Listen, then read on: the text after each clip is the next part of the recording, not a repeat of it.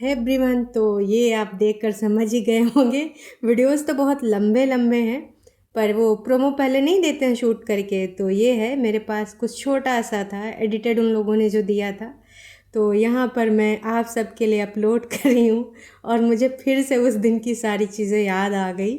आप देखिए कैसे कैसे सारी चीज़ें हो रही थी। सबसे ज़्यादा तो टफ़ ये था भाई साहब, ऐसे करो वैसे करो, यहाँ बैठो वहाँ बैठो, मतलब भाई होटल के कमरे में उसने इतनी सारी चीज़ें कराई थी कि क्या ही बताऊँ।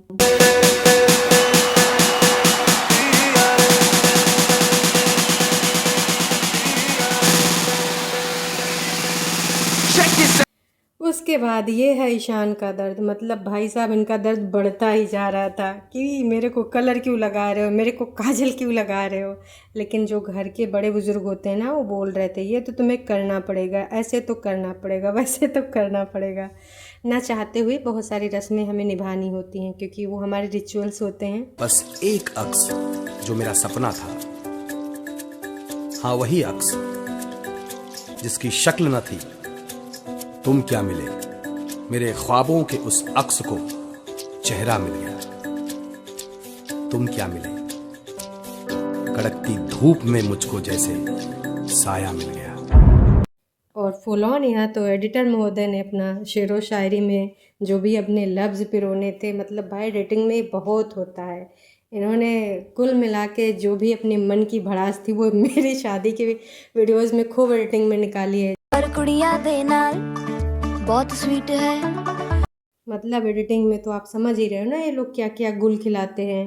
कभी इधर से निकाल देंगे, कभी बिल्डिंग से निकाल देंगे। तो भैया हम लोगों ने मना किया था।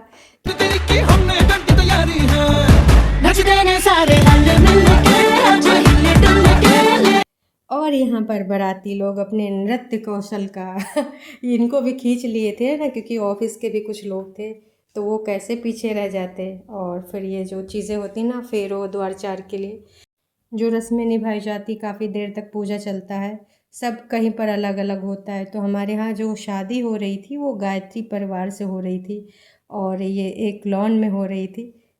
और हाँ, मज़ेदार बात यह है कि बस कोविड आने वाला था, कुछ ही महीनों बाद कोविड आ गया था।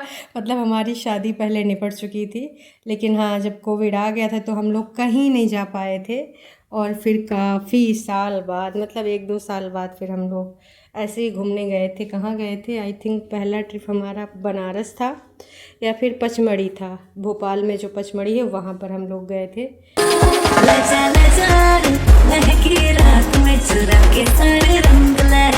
और यहाँ जयमाल के टाइम भी काफ़ी ड्रामे हुए थे। वो होता नहीं आजकल कि भैया ऊपर उठा देंगे, कैसे डालोगे, फिर ये डिमांड वो डिमांड।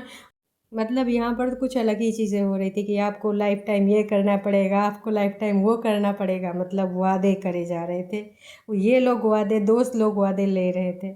लेकिन भाई साहब वादे तो तुम ले लोगे जिन्हें रहना है उन्हें याद रखना चाहिए अपने सारे वादे।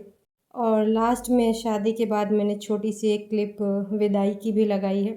पूरा वीडियो बहुत बड़ा है, घर वालों के साथ बैठकर काफ़ी बार देखा है, काफ़ी बार। जैसे होता नहीं, कभी कोई आ गया तो दिखाओ, कभी कोई आ गया तो उनके साथ बैठ के देखो, है ना। तो हो सकता है आपके घर में भी यही होता है कि घर परिवार में किसी भाई बहन की शादी होती है तो भैया 2-4 बार तो लोग मिल मिला के देखते हैं। बुआ आ गई, लगाओ ज़रा दिखाओ, फिर कोई और आ गया, लगाओ ज़रा दिखाओ। तो ये सिलसिला काफ़ी महीनों तक चलता है। उम्मीद करते हैं कि आपके यहाँ पर भी ऐसा ही कुछ हुआ होगा। तो ये छोटी सी क्लिप्स थी, तो मैंने कहा आप तक शेयर कर देते हैं, क्योंकि लंबी लंबी वीडियोस तो मैं शेयर नहीं कर पाऊँगी भाई साहब, वो बहुत लंबी लंबी, बहुत बड़ी बड़ी। और हमारी जो शादी हो रही थी वो गायत्री परिवार के रिचुअल्स के हिसाब से हो रही थी। ये सिंदूर वाला टाइम,